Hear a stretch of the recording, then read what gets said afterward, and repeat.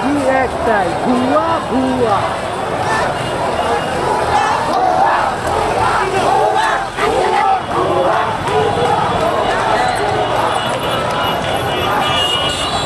সুমন, তুমি দেশের জন্য কিছু বলো,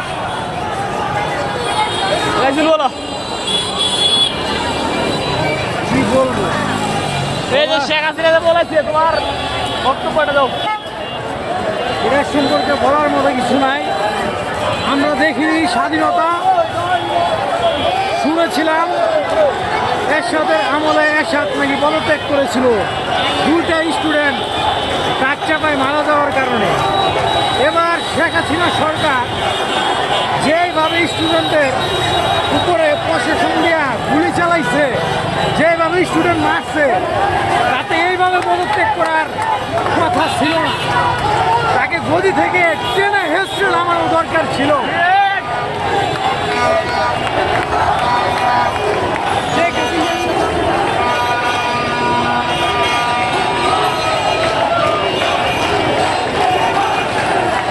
আপনি কিছু বলেন?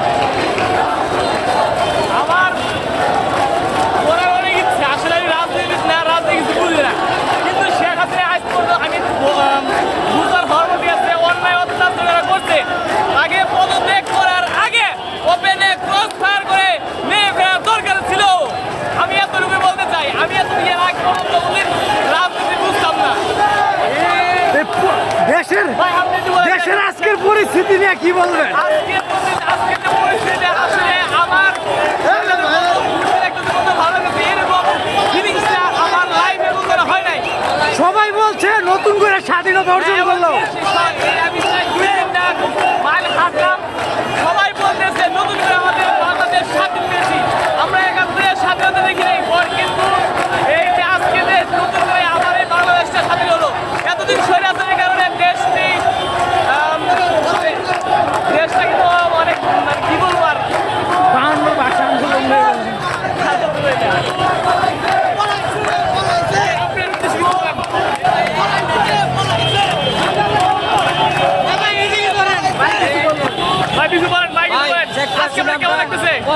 আমরা অনেক খুশি, অনেক আনন্দ, আমরা ঠিক আছে। সবাই বলতেছে দেশ নতুন ভাবে স্বাধীন হয়েছে, এটা নিয়ে বলেন। দেশ স্বাধীন হয়েছে, আমরা